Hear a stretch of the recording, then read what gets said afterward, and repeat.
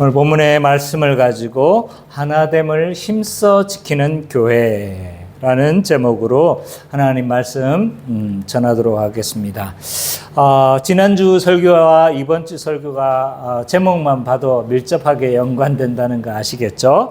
지난주 설교에서 이제 우리는 교회의 존재 방식이 하나라는 걸 우리가 좀 살펴봤습니다. 지난주 설교를 잠깐 우리가 살펴보도록 하겠습니다.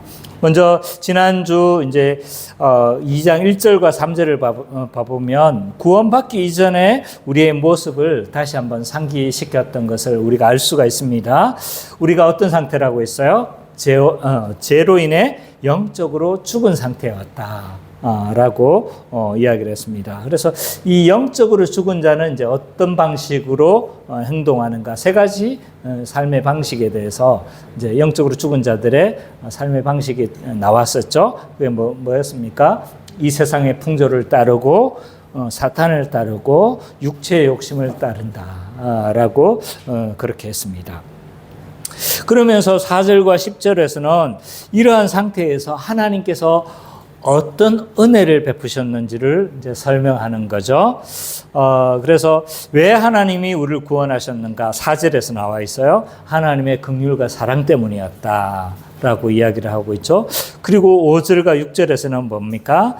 구원을 위해서 하나님께서 우리 신자들에게 행하신 일들이 뭐냐라고 했었을 때 그리스도와 연합되어진 삶을 묘사를 해요. 그래서 그리스도와 함께 죽었다는 말은 없지만 그리스도와 함께 살리시고 높아지시고 성천하시고 보좌의 우편에 앉으심으로 그렇게 설명하고 있습니다. 그래서 신자는 그리스도와 연합되어짐으로 말미암아 그리스도의 사역에 우리가 어떻게 되는 거예요? 동참되어지는 거죠. 그래서 우리를 영화롭게 하고 영광스러운 자리로 심지어 그리스도의 통치에 우리가 동참하는 자로 그렇게 묘사를 하고 있습니다. 그러면서 7절은 이제 왜 이렇게 그러면 우리에게 이런 구원을 베푸셨나라고 했었을 때 하나님 은혜의 지극히 크심을 알게 하기 위함이다라고 이야기를 하고 10절에서는요 좀 더 적극적인 목적을 이야기를 해요. 그건 뭡니까? 우리가 선을 행하는 존재로 선을 이제 행할 수 있고 그래서 착한 일을 선을 행할 수 있는 존재 선을 위해서 재창조되어졌다라고 이야기를 하고 있죠. 그러면서 8절과 10절에 보면 뭔가요? 이런 하나님의 구원의 은혜적 성격을 설명하죠. 그래서 우리가 받은 구원은 철저히 하나님에 의해서 받은 선물이고 은혜이다. 그래서 그 어떤 것도 구원에 대해서 우리가 자랑할 수 있는 것이 없다. 라고 하죠. 이런 것들이 이제 우리의 삶의 기초 토대가 되어집니다. 나중에 좀 살펴보게 되겠지만, 그러면서 11절과 20절은 이러한 은혜를 받은 교회가 어떠한 존재인지를 쭉 설명하고 있었어요. 그래서 이제 그리스도 안에서 우리는 적대감과 차별감이 철폐되어졌다라고 했어요. 그래서 이런 적대감과 차별의 대표적인 케이스로 유대인과 이방인들을 관계를 언급을 하죠. 근데 그리스도 안에서 그리스도의 피로 우리는 가까워졌고 모든 적대감과 차별은 이제 무너졌다.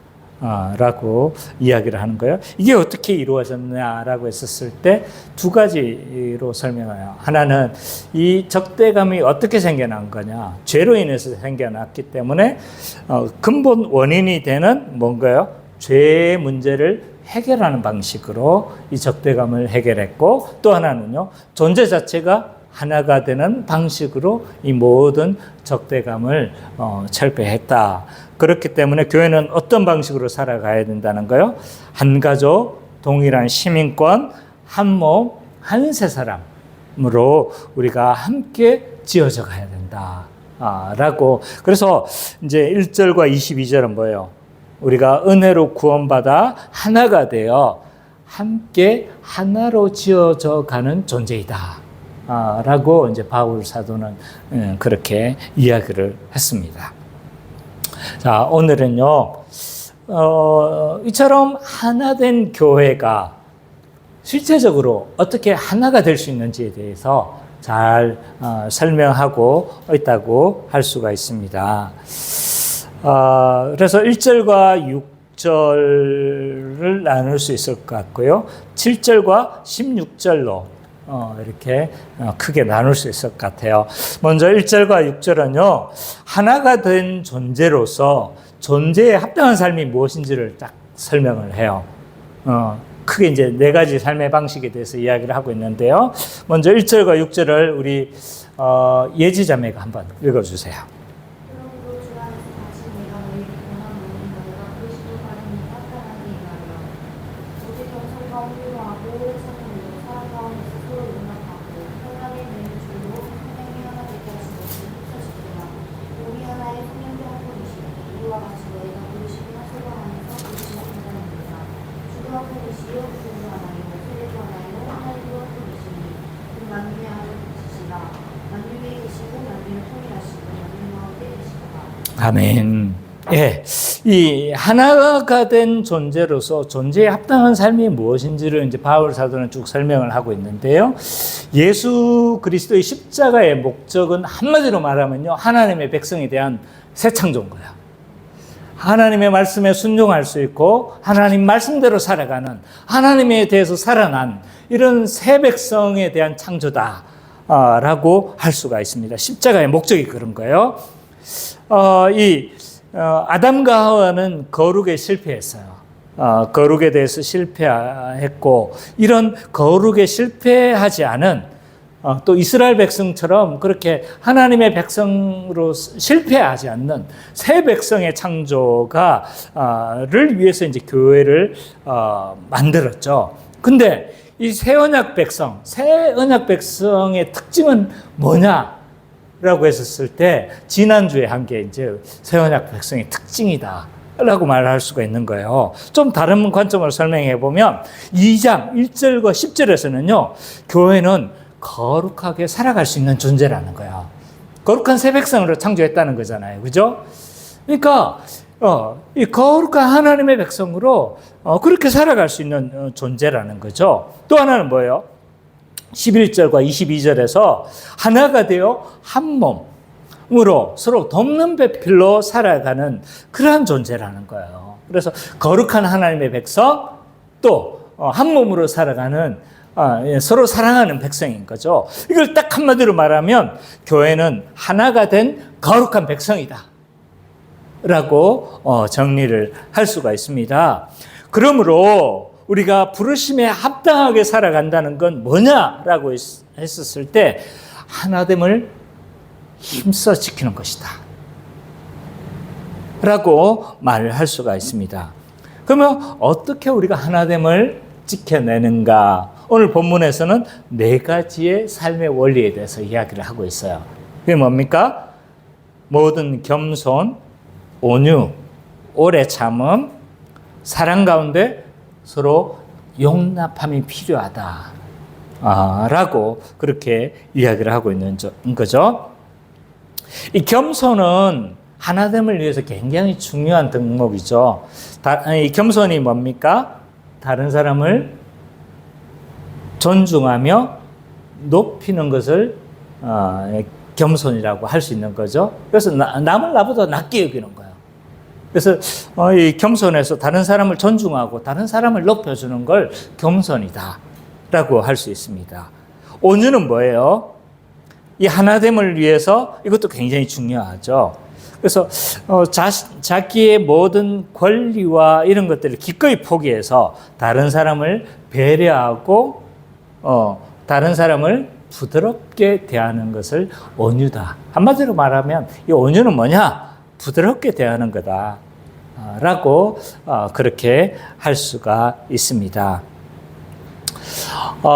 이런 하나됨을 위해서 이제 두 가지를 우리가 먼저 살펴봤는데요. 겸손과 온유가 필요한 거죠. 이 하나됨은 인간이 만든 것이 아닙니다. 성령께서 하나 되게 하셨다고 했죠. 그죠? 하나 되게 하신 것을 뭐 하라는 거예요? 힘써 지키라는 거예요. 이미 성령께서 역사하심으로 우리는 누구와 연합하게 하는 거예요? 그리스도와 연합함으로 이제 존재 자체가 한 몸인 거예요. 한 몸. 하나로 된 백성인 거예요. 그러니까 존재 자체는 우리가 뭐 한 거예요? 다 이게 하나가 된 존재이고, 그렇기 때문에 이미 하나가 된 것은 성령께서 이미 주신 것인데, 우리의 역할은 뭐예요? 이 하나 된 존재를 깨트리지 않는 것이 이제 우리가 해야 될 일인 거죠. 왜냐하면 이미 아직 가운데 있기 때문에 여전히 하나됨이 깨트려질 수 있는 여러 가지 요소들이 많이 있는 거죠. 위험 요소들이. 그래서 이런 겸손과 온유는 우리가 하나됨을 깨트리지 않는 중요한 덕목이다라고 할 수가 있습니다. 이 하나됨을 깨트리는 요소 중에 가장 치명적인 건 뭐냐면 교만이에요. 겸손의 반대말이죠. 그죠? 이 교만은 이 사람을 나누어지게 합니다. 왜 나누어지게 하냐면, 이 교만 또는 자기 주장, 이기심 이런 것들은요, 왜 하나됨을 깨트리냐면, 이 교만의 속성은 한마디로 말하면 상하 관계를 형성하는 거예요. 교만한 사람이 어떻게 해요? 높이지 않잖아요. 그죠?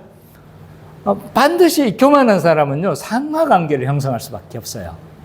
내가 저 사람보다 낮으면 어떻게 하는 거예요? 뭐 신앙 경력이나 내가 뭐 알고 있는 지식이나 아니면 더 교회에 더 오래 다녔거나 이러면 어떻게 하는 거예요? 내가 어떻게 해지는 거예요? 높아지는 거예요. 근데 교만한 사람이 다른 사람을 보니까 어떻게 하는 거예요? 나보다 나아 보여. 그러면 뭐 이게 굉장히 이렇게 열등감을 가지고 이렇게 되어지는 거죠. 그래서 이 교만의 속성은요, 우리가 가지고 있으면 어떤 방식으로든지 상하관계를 형성할 수밖에 없어요. 내가 높아져가지고 군림하든지, 아니면 열등감으로 막 아주 열등감에 쩔어 있든지, 두 개 중에 하나인 거예요. 그래서 이 교만의 방식은 어떤 방식으로든 상하관계를 형성할 수밖에 없다. 그 외에 뭐 교만, 자기주장, 이기심 다 마찬가지입니다. 그래서 이런 상하관계를 형성하고 이런 상하관계 그래서 이런 것들은 조금만 잘못하면 어떡할까요? 분열될 가능성이 너무 큰 거죠. 그래서 우리가 겸손한 태도를 가지고 사람을 대하고 온유한 태도로 사람을 대하는 것은 한마디로 말하면 뭐와 같냐면 이 분열의 해독제와 같은 거예요. 분열의 해독제. 그래서 우리가 늘 겸손한 태도로 이제 삶을 다른 사람을 대하게 되면 이 분열하지 않는 거죠. 분열의 해독제와 같은 역할을 한다라고 할 수가 있습니다. 또 오래 참음은 뭡니까? 이 하나됨을 위해서 이것도 굉장히 중요한 태도인 거죠. 그래서 오래 참음은 다른 사람의 약점이나 다른 사람의 차이를 어떻게 하는 거예요? 인내하고 뭐 하는 겁니까? 인내하고 받아들이는 태도가 오래 참음이다 라고 할 수 있죠. 사랑 가운데 용납함은요, 상대방의 모든 것을 용납하는 거잖아요. 그죠? 두 개를 제가 붙였어요. 왜냐하면 두 개가 속성이 너무 좀 비슷하다는 생각을 해서. 그래서 이 앞에 두 개는요, 하나됨을 위한 태도라고 한다라면, 뒤에 두 개는요, 하나됨을 위한 실제적인 방식처럼 보여집니다. 제 눈에는. 그래서 왜 그러면 오래 참음과 용납함이 우리에게 필요한가라고 했었을 때, 교회는 굉장한 다양성과 또 불완전함 속에서 교회는 존재합니다. 비록 우리가 하나가 된 존재이지만 너무나 많은 차이를 가지고 있는 거예요. 너무나 서로 다른 삶의 방식들, 또 서로 너무나 다른 이 기질들, 또 너무나 다른 이 일의 방식들, 너무 많은 차이들을 가지고 있습니다.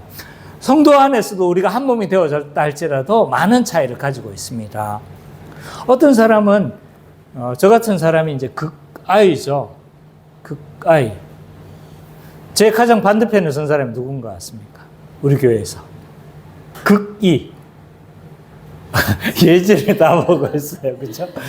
굉장히 다양한 사람들이 우리 안에는 존재하는 거예요. 나는 극이가 너무 좋아요. 왜냐하면 내가 이렇게 막 낯가림도 잘하고 이러니까 누군가 내 대신 나서주고 막 누군가 분위기 띄워주면 난 너무 미안한 거야. 너무 좋아요. 또 아이는 저와 같은 연민을 저는 가져요. 왜냐하면 제가 아이잖아요. 그죠? 그러니까 왜 저렇게 하는 건지 내가 그렇거든요. 그러니까 저는 다 좋습니다. 아이도 좋고 이도 좋아요.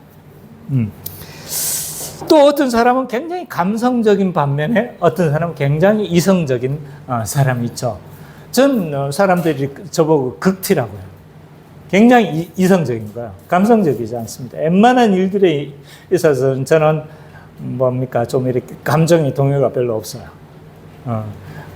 반면에 또 되게 감성적인 사람들이 있죠. 저 안에 좀 약간 감성적인 것 같아요. 조금 무슨 일이 있으면 눈물 착 하고. 예, 그렇단 말이에요. 감성적인 사람이 있고 또 이성적인 사람이 있고 어떤 사람은요 굉장히 일중심적인 사람이 있어요. 일을 잘하고 일을 철저하게 잘 해내는 사람이 있죠. 일중심의 사람이 있어요. 회원자매는 제가 모르겠는데 제가 지난주에 하나 딱 깜짝 놀란 게 있어요. 그래서 우리 카페에 이제 마침에 이제 와서 공부도 하고 이러거든요. 근데 와서 이렇게 하는데 이제 정리하고 나가는데 뭐 하냐면 화장실 불 꺼졌는가를 확인하고 가더라고요. 전 깜짝 놀랐어요. 깜짝 놀랐고, 이야, 이게, 우리야 워낙 이제 그거 하니까, 이렇게 화장실 불 꺼졌는가를 보지만, 야, 딱 그걸 하나 보면, 야, 일 잘하겠다. 이게 딱 티가 나는 거죠. 어떤 사람은 일 중심의 사람이 있고, 어떤 사람은 굉장히 사람 중심적인 사람이 있어요. 사람과의 관계가 깨지면, 이게 모든 것들이 힘들어요. 그래서 선미자매 같은 경우 굉장히 사람 중심적인 거. 사람과의 관계가 끊어지는 걸 굉장히 힘들어합니다. 이처럼 다양한 사람들, 수많은 차이들이 존재합니다. 그래서 어떤 사람은 어떤 다른 기질이 좋기도 할 수도 있겠지만 어떤 사람은 다른 기질이 굉장히 어려운 사람들이 있어요. 예를 들어서 내가 아이인데 이해 성향의 사람들을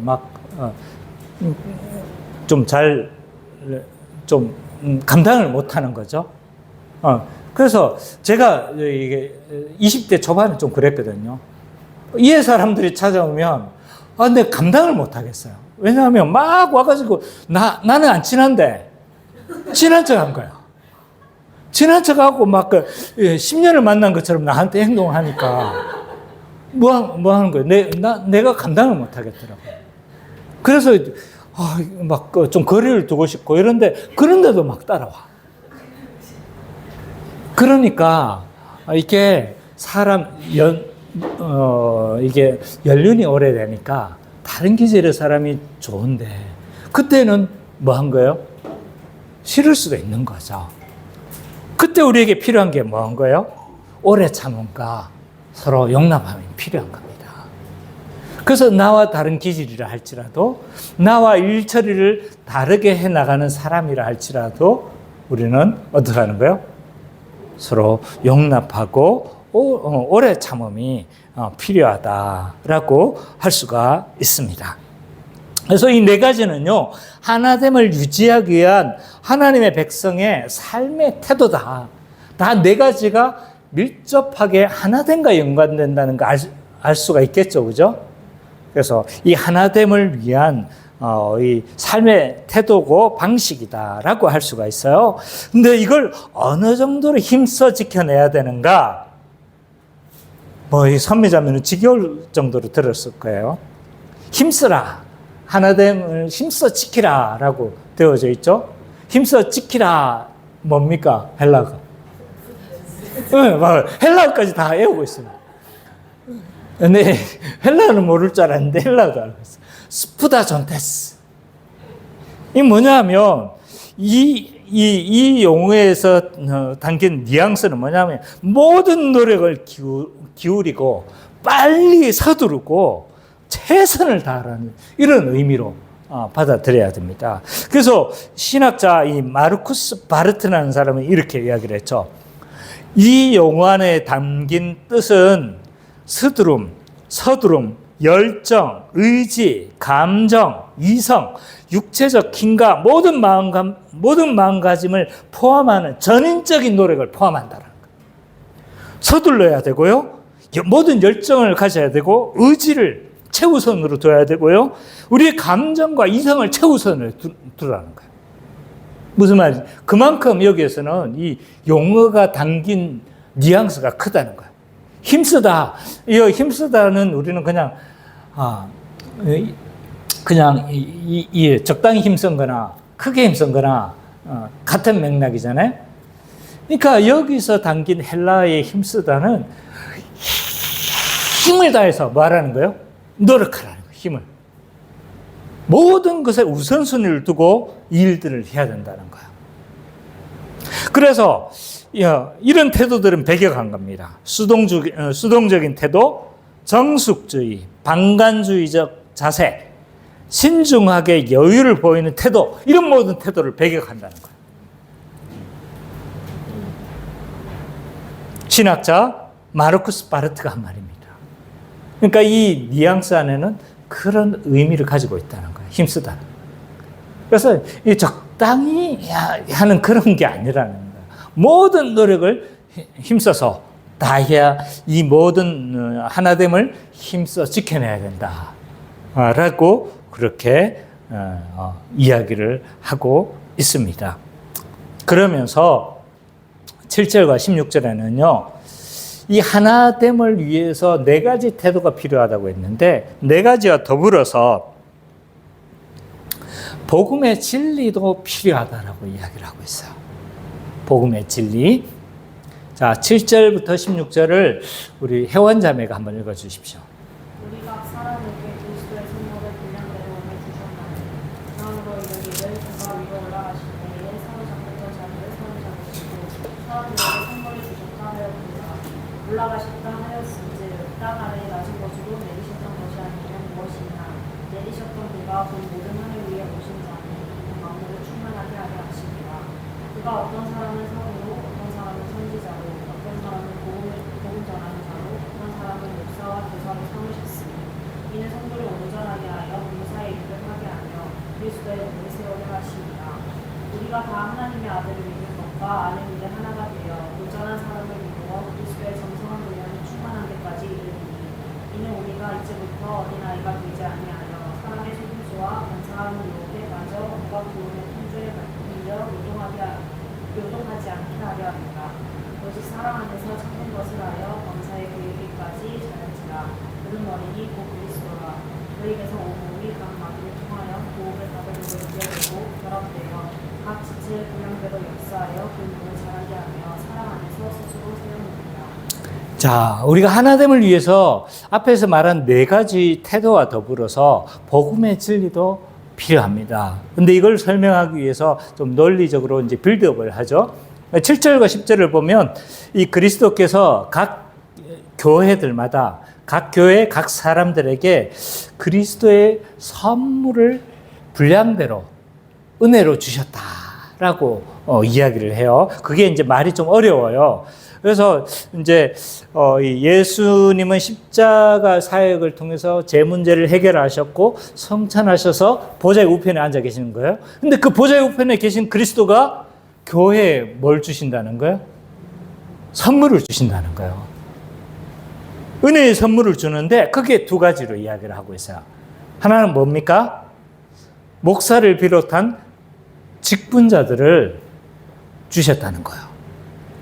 그리고 모든 성도에게 주시는 건 뭐예요? 은사를 주시는 거, 은사.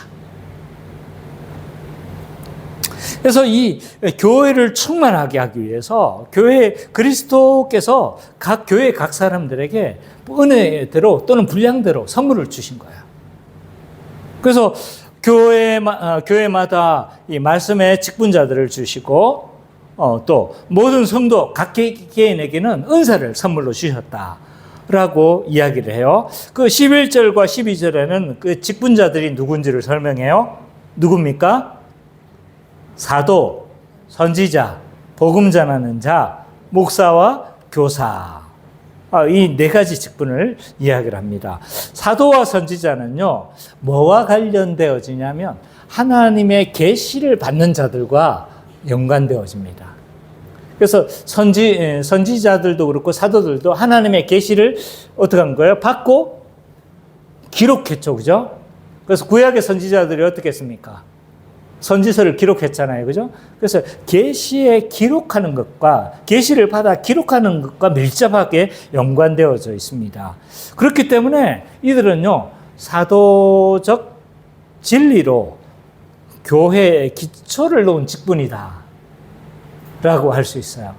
왜냐하면 교회가 어디 위에 세워졌습니까?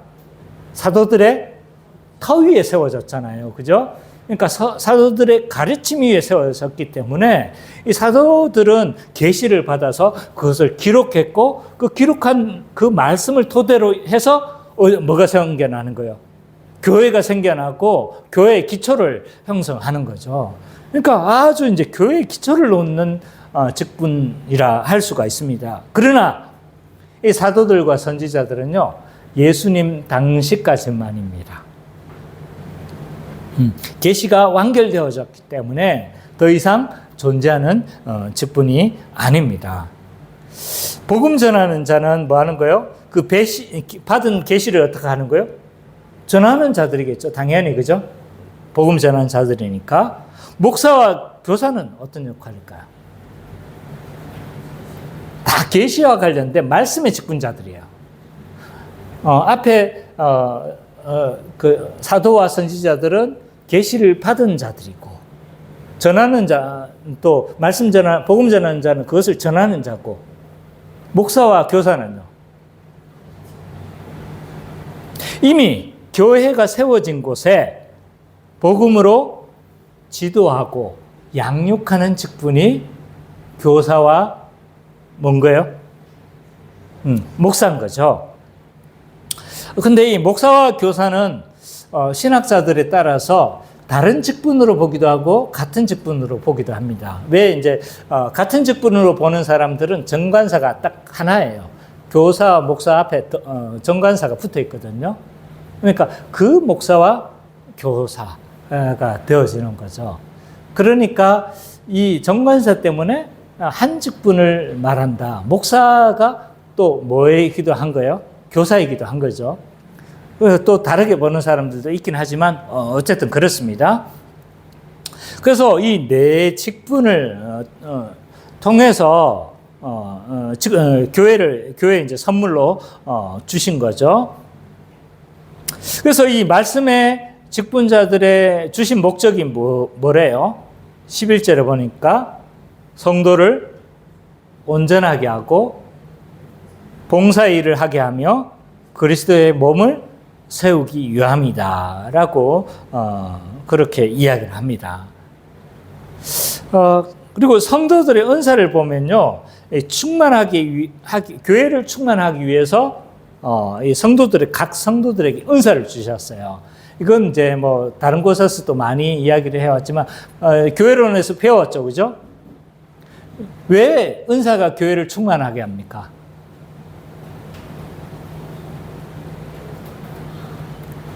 왜 은사가 교회를 충만하게 해요?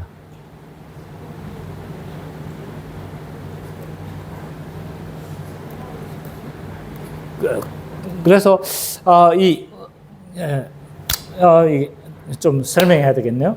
이 은사는 자기가 그냥 재능 기부하는 게 아니죠, 그죠? 그래서 뭐 한 겁니까? 자기의 은사로 교회를 섬기면 어떻게 되는 거예요? 교회가 혜택을 입는 거예요. 그래서 내가 가르침의 은사를 가지고 있어요. 그러면 여러분들이 어떻게 하는 거예요? 혜택을 입는 거죠. 내가 완전 또라이예요. 또라이 목사야. 그럼 여러분들 어떻게 되겠어요? 영혼이 피폐해지겠죠, 그죠? 그래서 여러분은 나의 혜택은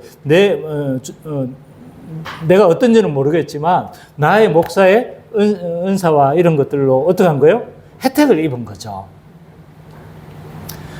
그리고 계속 좀 너무 드러나서 그런지 모르겠지만 누굽니까? 예지 자매가 지금 피아노 쳐주니까 어때요? 여러분 한 주 피아노 없이 해봤죠? 아, 내가 죽겠어요. 내가 죽겠어요. 기타 치면서 하는 게 너무 힘들어요. 하면 할 수 있죠. 또 하면 해요. 전 또 하면 하는데, 그런데 내가 마음의 여유를 못 찾는 거예요. 이것도 해야 되고 저것도 해야 되고 막 해야 될 게 너무 많아지는 거예요. 그러니까 그것으로 인해서 여러분들은 나도 말씀을 잘 전할 수 있도록 준비를 해주고, 또 여러분도 어떻게 하는 거예요?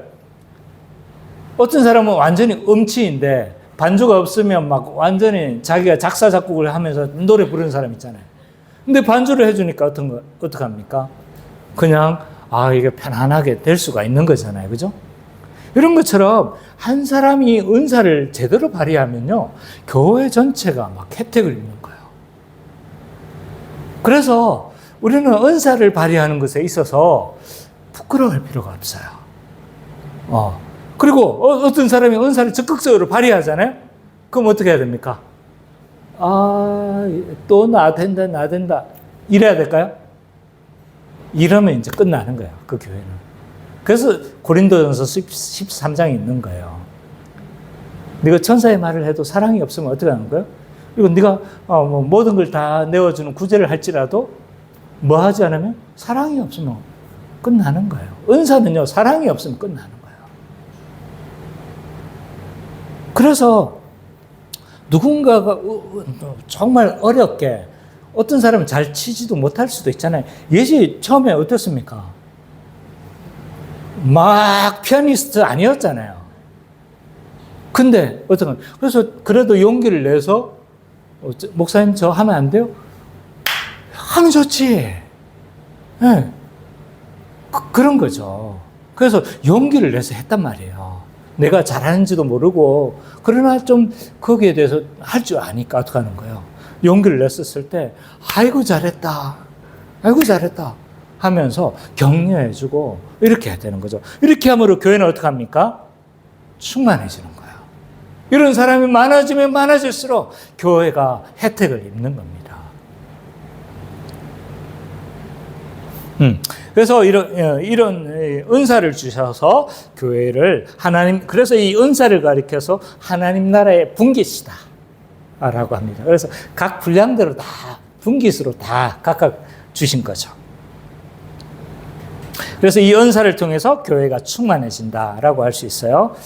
그러면서 13절과 16절에서는요, 이렇게 주어진 직분자들의 도움을 받아서 교회가 어떻게 성숙해지고 하나가 되어질 수 있는지에 대해서 좀 설명하고 있습니다. 그래서 성숙이라고 할 수도 있을 것 같고, 하나됨이라고도 할 수 있을 것 같고, 어떻게 이제 이 직분자들의 도움을 받아서 하는지 이렇게 설명을 하고 있는데요. 제일 먼저 교회는 하나님의 아들을 믿는 것과 아는 것에 뭐가 되라는 거예요? 하나가 돼야 된다 라고 이야기를 하는 거예요. 이런 말씀의 직분자들을 주셨어요. 왜 주신 거야?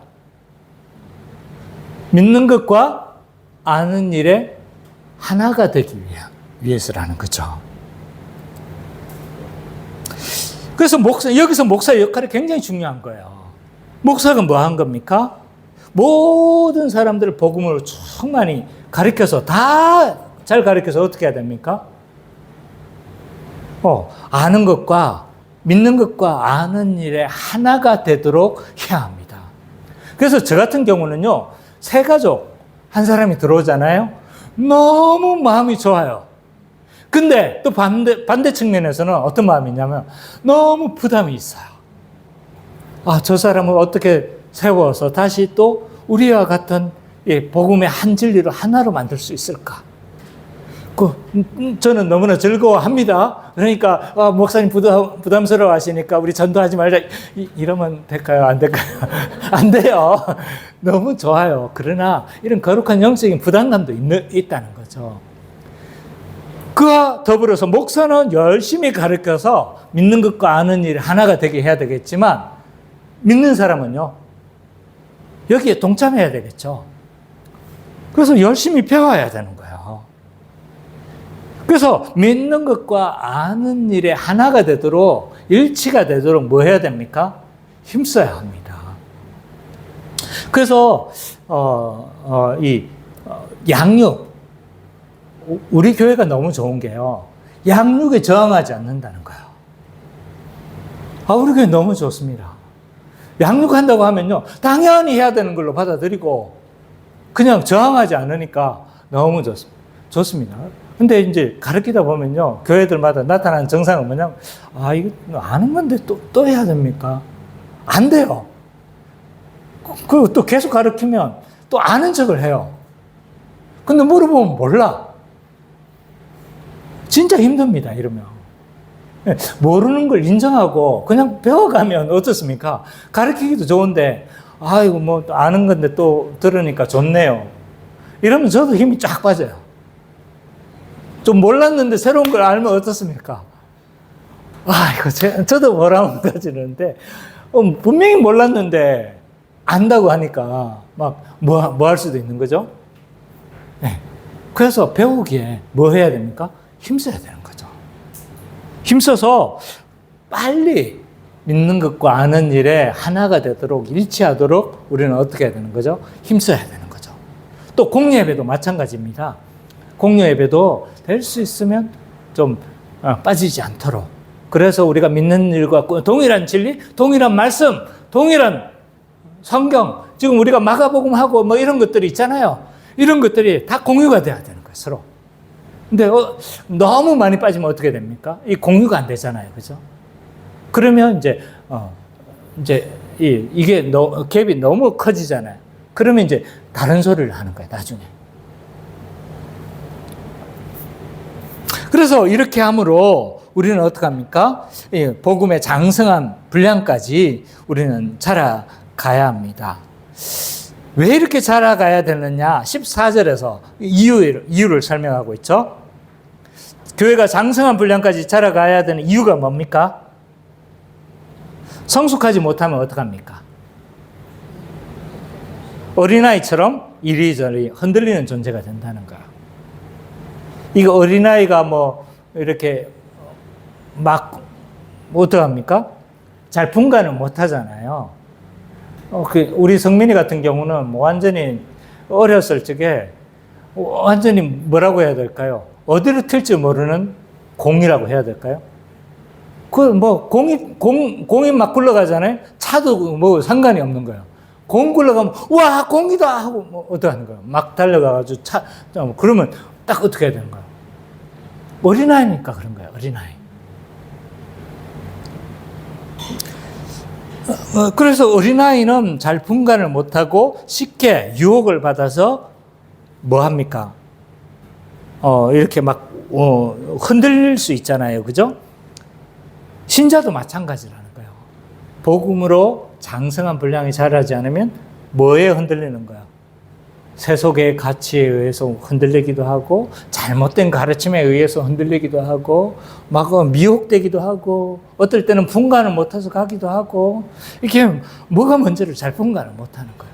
어떨 때는 자기 욕심들에 이끌려가고 어떨 때는 분간을 못해서 가기도 하고 그래서 장성한 분량에 까지 자라가야 될 이유가 여기에 있는 거죠. 그래서 우리가 복음으로 무장하고 한 진리로 무장해야 세상 풍조에 우리는 흔들리지 않을 수 있다라고 말을 하고 있습니다. 그리고 나서 15절에 보니까 그러면 이렇게 성숙된 각 개개인이 사랑 안에서 참된 것을 하라. 또 참된 것을 말하라. 라고 이야기를 하고 있어요. 우리는 우리가 서로를 세우기 위해서 잘못된 길을 갈 때 뭐 하라는 거야, 지금? 잘못된 길을 갈 때 서로의 삶에 뭐 하라는 거예요, 지금? 개입하라는 거예요, 개입하라는 거. 사랑 안에서 말하기도 하고, 사랑 안에서 또 우리가 참된 것을 보여주기도 하고, 왜 서로의 삶에 뭐 하라는 거예요? 개입해야 되는 거죠. 근데 태도가 뭔 거예요? 사랑인 거예요, 사랑. 사랑 안에서 말해야 되고, 사랑 안에서 보여줘야 되는 거예요. 이 사랑이 빠지면 어떡합니까? 이게 이제 사랑이 빠지면 그때부터 뭐라고 말하는 거예요? 꼰대 소리 듣는 거죠.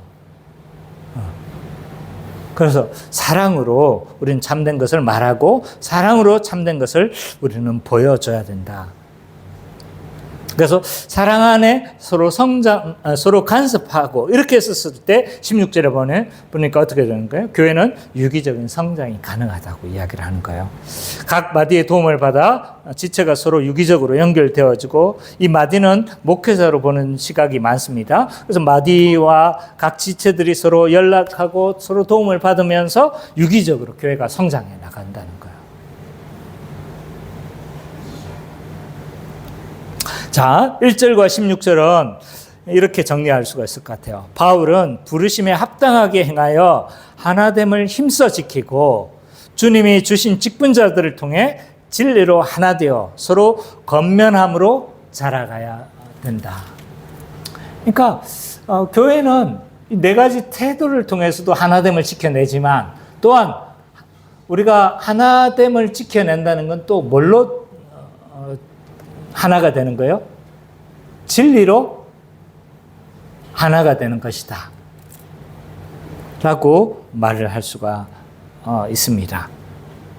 그러면 오늘 이 말씀이 오늘 우리에게 어떻게 적용되는지에 대해서도 우리가 좀 살펴보도록 하겠습니다. 첫 번째로 교회는 부르심에 합당하게 행하여 성령의 하나 되게 하신 것을 힘써 지켜야 합니다. 교회는 그리스도를 통해서, 그리스도의 십자가의 사역을 통해서, 그리고 그와 연합함을 통해서 교회는 한 세 사람이 되어졌고, 한 몸, 한 가족이 되어졌으며, 또 한 동일한 권속이 되어졌고, 한 성전이 되어졌습니다. 그렇기 때문에 교회는 존재론적으로요, 개별적인 존재가 아니고 집합적인 존재입니다. 집합적 존재. 개인적인 존재가 아닌 거예요. 그래서 서양 사람들만큼 개인주의가 강한 사람들 없잖아요. 그죠? 근데 늘 바울은요, 너희는 집합을 전제해요.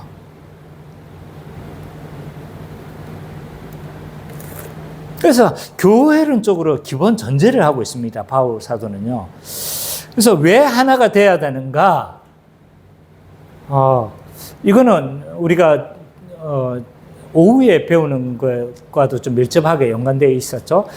삼위 하나님은 관계론적인 존재라고 했죠. 그 하나님의 형상을 따라서 우리를 관계론적인 존재로 만드셨어요. 그래서 서로 우리는 하나님의 형상으로 어떻게 한 존재로 만드신 거예요? 돕는 배필로 만드셨잖아요. 그죠? 근데 타락으로 인해서 이게 어떻게 됐습니까? 깨어졌잖아요. 그래서 이 창조의 목적, 이 관계적인 존재를 회복하기 위해서 예수 그리스도께서 어떻게 하신 거예요? 십자가에 죽으신 거죠. 그래서 한 몸, 한 세 사람, 한 가족으로 창조하셔서 어떻게 만드신 거예요? 우리가 서로 돕는 배필의 관계로 살아갈 수 있도록 다시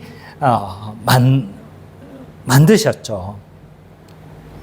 그래서 우리는 서로 돕는 배필로 서로 살아가는 것이 구원이다 라고도 말을 할 수가 있습니다. 오죽하면 교회의 본질이 뭐라고 했습니까? 성도의 교제와 교회의 네 가지 속성이 교회의 본질이라고 했죠. 사도신경에 교회에 관해서 뭐만 고백하고 있습니까? 성도가 서로 교통하는 것과 거룩한 공교회를 믿는다고 하잖아요. 거룩한 공교회, 4대 속성을 줄인 말이에요. 그래서 이제 우리는 돕는 배필로 서로 살아가는 것이 구원이고, 이것이 이렇게 살아가는 것은 너무나 당연한 삶의 방식이다 라고 할 수 있습니다. 그래서 이미 구원받아 하나가 되어졌기 때문에 부르심에 합당하게 행해야 합니다. 이것은 이런 하나됨은 체육대회 열심히 하고 봄야유회, 학예야유회 이렇게 하는 것도 도움이 되겠지만 이건 본질적인 방식이 아닌 거예요. 어떻게 해야 됩니까? 성경은 4가지 삶의 태도가 필요하다고 이야기를 해요. 겸손, 온유, 오래 참음, 사랑 가운데 서로 용납함이 필요하다. 겸손과 이 겸손과 온유에 대한 정의는 하지 않도록 하겠습니다. 어쨌든 교회가 하나됨에 깨어지는 중요한 이유 중에 하나는요, 교만한 태도입니다. 교만한 태도. 다른 사람보다 내가 낫다는 이 생각 때문에 교회가 깨어져요. 겸손의 반대말인 이 교만에 의해서 교회는 깨어지고 분열되어진다.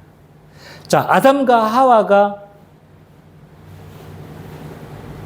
하나됨이 무너진 이유가 뭡니까? 서로 돕는 배필의 관계가 서로 지배하려고 하는 관계가 돼버리니까 하나됨이 깨지는 거잖아요. 그죠? 부부도 마찬가지예요.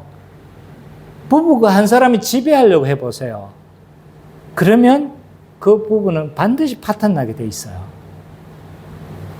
김기혜 성도님,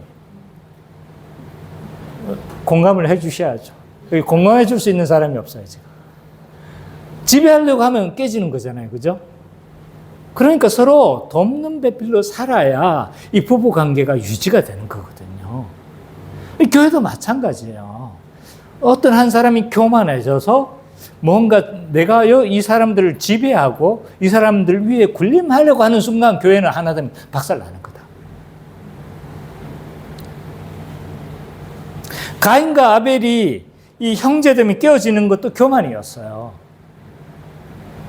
왜 동생의 예배만 받고 나는 안 받아줍니까?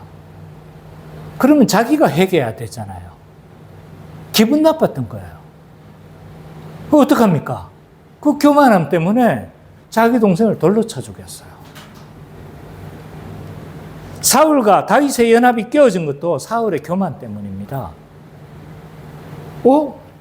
다윗 보고는 뭐라고 하는 거예요? 다윗이 죽인 자는 만만이요, 사울이 죽인 자는 천천이다. 이러니까 여기서 뭐 한 겁니까? 삥 돌았잖아요. 그러니까 모든 관계에 깨어지면요, 교만함에서부터 시작되어진다 라고 할 수가 있습니다. 그래서 우리는 오래 참음과 겸손과 온유의 태도가 필요한 거죠. 또 하나, 오래 참음과 용납함도 굉장히 필요하죠. 상대방의 연약함에 대해서 오래 참아야 됩니다. 우리는 굉장히 작은 것에 민감합니다. 우리 은찬이가 독서실 끊었는데 미치는 한 사람이 있어요. 잘 모르는 사람인데 옆에서 공부를 하는데 막 킁킁거린다는 거예요. 이 소리 하나 때문에 막 미치는 거예요. 그랬잖아요. 그죠? 집중이 안 된다는 거예요. 우리는 작은 일에 예민하거든요. 그래서 작은 차이 때문에 어떻게 하는 겁니까? 어떤 사람이 굉장히 미워질 수도 있어요. 그렇기 때문에 어떻게 해야 되는 거죠? 오래 참음 필요하고 용납함이 필요합니다. 서로 맞지 않는 기질, 서로 맞지 않는 말투. 어떤 사람 말에 대해서 되게 예민하죠. 은근히 반말한다든지 이러면 굉장히 저도 거슬립니다. 그래서 어떤 경우 어떤 사람이 계속 반말투로 나오잖아요. 진상을 코미디 프로그램 중에 진상 대하는 알바에 대해서 이렇게 보여주던데 반말하니까 그런가요? 은근히 나도 반말하는 거예요. 그러니까 이런 작은 것들 때문에 어떻게 합니까? 이 하나됨이 깨어지는 겁니다. 그래서 오래 참음과 용납함이 우리에겐 필요하다. 이런 4가지 태도는요, 사실은 어디에서 나오는 거냐? 결국 십자가에서 나오는 거예요. 십자가의 사랑을 알고 십자가의 성격을 아는 사람만이 이런 삶의 태도가 나올 수밖에 없어요. 왜? 십자가를 아는 사람은요, 모든 것이 은혜라는 거 아는 거예요. 모든 것이 은혜고 내가 구원받은 것이, 내가 의롭다함을 받은 것이 내 힘이 아닌 걸 알기 때문에 십자가의 은혜를 아는 사람은 이 네 가지 태도가 나올 수밖에 없다 라고 할 수 있습니다. 그래서 이런 네 가지 태도를 행하되 힘써 지켜 행하자. 스푸다 촌테스. 그래서 우리는 한 세 사람과 한 몸, 한 가족이 되었음을 믿고 이 사실을 붙들면서 서로 덮는 배필로 힘써 우리가 좀 네 가지 태도를 가지고 우리가 좀 살아가자. 이런 태도가 필요하다는 거죠. 두 번째로는 이 교회는 주신 직분자들을 통해서 진리로 하나 되어 그리스도에게까지 자라가야 합니다. 자, 그리스도께서는요, 이 교회의 하나됨과 성숙을 위해서 교회의 직분자들을 주셨죠. 그 중에 유효한 직분은 교사인 교사와 목사밖에 없다고 할 수가 있습니다. 왜냐하면 앞에 다른 직분자들은 계시가 종결되어졌기 때문에 없어졌고 이제는 존재하지 않습니다. 그렇기 때문에 교사인 목사만이 유효한 직분이다라고. 그리고 또 하나 항존직이 있죠. 뭡니까? 집사와 장로가 있습니다. 항존직의 뜻이 뭐라고 했습니까? 항존직이 뭐예요? 교회가 존재하는 동안 항상 존재하는 직분입니다. 한 번 받으면 죽을 때까지 받는 직분이 항존직이 아니에요. 이건 잘못 이해한 거예요.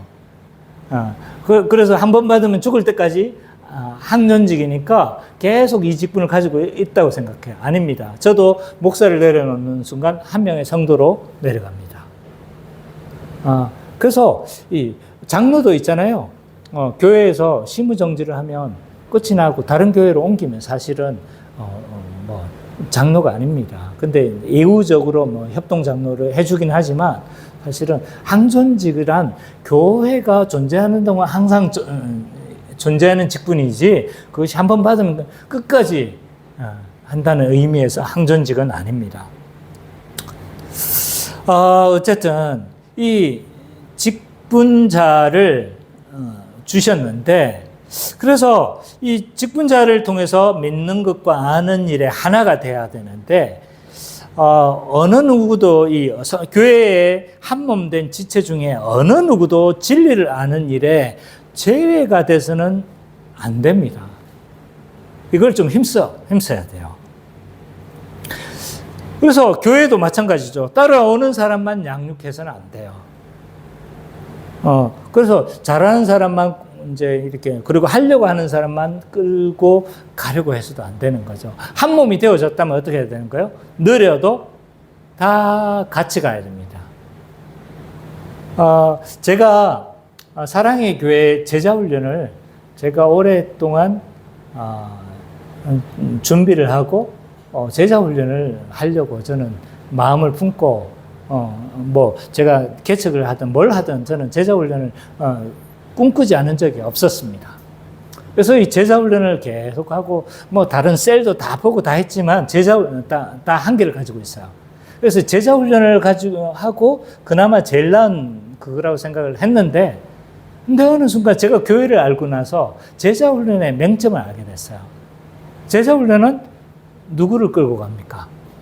잘 따라오는 사람만 끌고 가는 거예요. 결국은 교회가 하나 되지 못하는 거예요. 이 맹점이 있더라고요. 그래서 교회는 느리더라도 모든 사람이 다 같이 믿는 것과 아는 일에 하나가 되도록 해야 돼요. 그러지 않으면 너무 격차가 나는 순간 자꾸 딴소리를 하기 시작하고 복음이 아는 일로 분쟁이 생겨나게 되고 분열이 생겨나기 쉽습니다. 그렇기 때문에 목회자도 믿는 것과 아는 일에 하나가 되도록 모든 성도들을 이렇게 양육하도록 힘써야 되지만 개개인들도 이런 양육에서 제외되는 일들이 없도록 힘써야 되죠. 왜 이렇게 해야 합니까? 아까 이야기했던 것처럼 분열과 혼란을 막습니다. 우리가 믿는 것과 아는 일이 하나가 돼야 교회가 분열되지 않습니다. 만약 믿는 것과 아는 것과 믿는 일에 일치가 되지 않으면 어떤 일이 생기냐면 신자들은 각기 자기가 옳은 대로 소견에 옳은 대로 행동하게 되어 있습니다. 그래서 그 결과는 이제 교회가 분열되는 것은 너무나 당연한 결과다라고 할 수 있는 거죠. 또 교회 안에 믿는 것과 아는 것에 일치가 되지 않으면 세상에 일관된 증언을 할 수가 없어요. 오늘날은 진리에 있어서 사사기와 같은 시대를 우리는 살아가고 있는 것 같아요. 왜냐하면 각기 소견에 옳은 대로 지금 다 믿는 것 같아요. 각 개인 성도도 마찬가지고 각 교회들마다도 뭐 하냐면 각기 소견에 옳은 대로 목회를 하고 성도들도 각기 소견에 옳은 대로 신앙생활을 합니다. 노예는 진리로 하나가 되도록 각 목회자들을 진리가 하나가 되도록 진리의 일치를 만드는 것이 노예입니다. 근데 이 기능이 잃어버린 거죠. 그러니까 각 교회에 속해 있는 목회자들은 각기 소견에 옳은 대로 목회를 해요. 성도들도 어떻게 됩니까? 이거 목회자가 한 진리로 이렇게 하도록 해야 되는데 그렇지 못한 것 같아요. 그러니까 세상에 일관된 증언을 우리는 할 수가 없는 거죠. 그리고 믿는 것과 아는 일에 하나가 되었을 때 우리는 세속에 흔들리지가 않습니다. 사람은 믿는 바대로 행동하게 되어져 있습니다. 내가 뭘 믿든지 교회 다니면서 세속주의를 믿을 수도 있어요. 교회를 다니면서 배금주의, 그런 물질주의를 믿을 수 있어요. 그러나 문제는 뭐냐면 다 믿는 대로 행동한다는 거예요. 내가 진리를 믿으면, 복음의 진리를 믿으면 복음의 진리대로 어떻게 합니까? 행동하는 거예요. 그런데 교회 안에 이상한 행동을 하는 사람 있잖아요. 앞만 봐도 저 사람은 일반적인 행동이 아니고 믿는 자의 신자의 행동을 하지 않아. 그러면 지금 뭘 믿고 있는 거예요?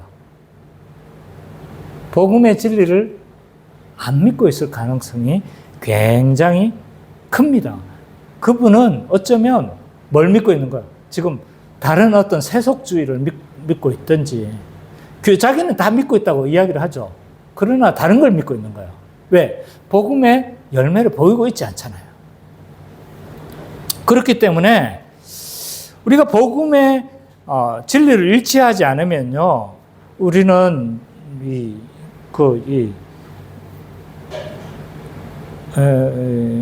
세속에 흔들릴 수 있고, 또 교회가 이렇게 말이 좀 잘 안 되는데 후반에 가서 진리가 일치되지 않잖아요.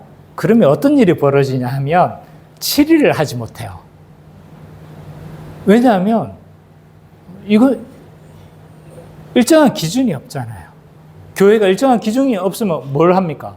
그 기준대로 치리를 하고 그렇게 살도록 요구를 하고 또 그것을 벗어나면 또 제재를 가하고 이렇게 해야 되는데 일정한 진리가 없어. 각자의 소견에 옳은 대로 살아가면 교회가 치리를 할 수 없어요. 지금 교회가 치리를 하지 못하는 것은 당연한 현상입니다. 그렇기 때문에 성도들이 다 세속에 흔들리고 교회가 다 세속에 흔들릴 수밖에 없다. 그렇기 때문에 우리는 직분자들을 통해서 아는 것과 믿는 것에 하나가 되어야 되고 진리의 일치가 이루어져야 합니다. 그래서 이 목회자를 통해서 아는 것과 믿는 것에 하나가 되고 또 성도들은 아까 이야기했듯이 서로 사랑 안에서 진리를 서로 말해야 합니다. 그리고 진리대로 행동함으로 말해야 합니다. 우리는 오해하기 쉽습니다. 복음을 잘 배우고 잘 이렇게 하면 많은 도움이 되지만 내 혼자 결코 자라가지 않습니다. 한번 생각해 보시면요. 아마 김기혜 성도님도 지금의 신앙생활 가운데에서 신앙생활 가운데 지대한 영향을 끼쳤던 분이 몇 분은 있을 거예요. 저도 그렇거든요. 저도 복음의 진리를 알고 이렇게 배워왔지만 그러나 이것이 진짜 나의 신앙이 되도록 영향을 끼쳐왔던 몇 사람들이 있어요. 그 중에 어떤 사람은요, 아무 꿈이 없던 나에게 한 누나는 뭔가를 보여주면서 네가 꿈을 가져야 되고 네가 그렇게 살면 안 된다라고 나한테 도전을 준 사람이 있었어요. 그래서 난 대학 갔어요. 그리고 결국은 내가 그것이 시발점이 되어져서 제가 목회까지 하게 되어졌어요. 그렇게 영향을 끼쳐왔던 사람이 있는 거죠. 또 신학교에서 만난 이 동료, 후배였어요. 후배였는데, IBF 리더로 이제 막 섬기다가 4학년 2학기 때 도저히 이제 부담도 되고 해서 내가 놀러 가는데, 덩치가 이만한 후배가 와가지고, 형님 그러면 지금 바쁘다고 리더를 내려놓으면 다음에 바쁠 일이 계속 생겨나게 될 텐데, 그때도 안 하시겠습니까? 막 나한테 도전하더라고요. 그건 내가 잘못했다는 생각이 들었어요. 그래서 다시 내가 4학년 2학기였지만 계속 저는 섬겼어요. 이처럼 살아오면서요, 수많은 영향을 끼쳐오는 사람들이 있어요. 내 스스로 잘하는 것처럼 보이지만 나에게 영향을 주고 나에게 도전을 주고 나를 격려하고 나를 붙들어주는 사람들이 있기 때문에 지금 나의 자리가 있는 거예요. 그러므로 우리는 서로 도전하고 서로를 붙들어주며 서로를 보호하고 때로는 잘못할 때 돌이키라고 소리치기도 하고 해야 되는 거죠. 그래서 우리가 진리 안에서 서로 유기적으로 서로 연락하고 또 마디의 도움을 받아서 진리로 하나 되고 서로를 권면해서 또 4가지 태도를 통해서 하나됨을 힘써 지켜나가는 우리 기쁨의 교회 모든 성도님 되시기를 간절히 바랍니다.